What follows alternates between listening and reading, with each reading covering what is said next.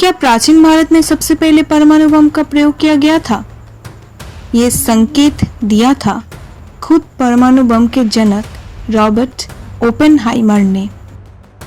पुरातत्वविदों ने भारत में रेडिएशन भी पाई है। वास्तव में अग्नि पुराण में ब्रह्मास्त्र का वर्णन आधुनिक परमाणु बम से काफी मिलता जुलता है। क्या समानता है वो इतिहास आज के एपिसोड में जानेंगे। उससे पहले इंडी हिंदी को लाइक और सब्सक्राइब करें। द्वितीय विश्व युद्ध के दौरान अमेरिका के परमाणु अनुसंधान परियोजना मैनहट्टन प्रोजेक्ट के प्रभारी थे रॉबर्ट ओपेनहाइमर। 16 जुलाई 1945 को अमेरिका ने परमाणु बम का सफल परीक्षण किया था। उसके बाद ओपेनहाइमर ने कहा, now I am become death the destroyer of world's.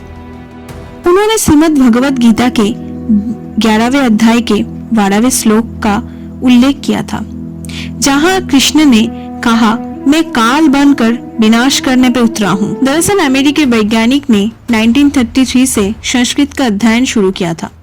कई अन्य लोगों की तरह वे भी वेद और गीता से प्रभावित थे। एक छात्र ने ओपेनहाइमर से पूछा, क्या आपका परमाणु बम दुनिया का पहला परमाणु हथियार है? तब उन्होंने कहा था, अगर हम आधुनिक युग की बात करें तो ये सही है। यानी इससे पहले भी दुनिया में परमाणु हथियार का इस्तेमाल होता था। कहाँ पे? अग्नि पुराण में यही ब्रह्मास्त्र नामक एक अस्त्र का वर्णन है। परमाणु हथियार से होने वाला नुकसान इस हथियार से बिल्कुल मिलता जुलता है। ब्रह्मास्त्र में 10 सूर्यों के समान विकिरण शक्ति है। कहते हैं कि इसके चलने से भयानक तबाही मचती है, पूरा पर्यावरण खत्म हो जाता है, जीवन या उससे जुड़े कोई स्रोत नहीं बचते।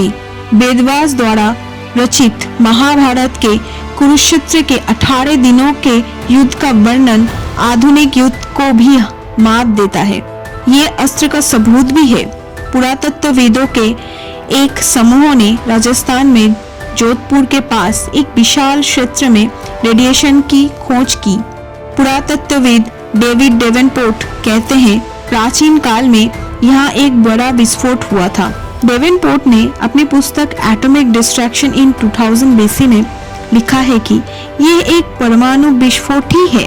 उन्होंने मोहनजोदारो शहर के विनाश के लिए परमाणु विस्फोट को जिम्मेदार ठहराया। वो मोहनजोदारो में पिघली हुई ईंटें और हरे रंग की वस्तु देख के इस निष्कर्ष पर पहुंचे। उनका दावा है कि महाभारत में ऐसे हथियारों का इस्तेमाल बताया गया है। 2013 में क्रिस्टोफर सी डोयल ने द महाभारत सीक्रेट नाम से एक उपन्यास पब्लिश किया है।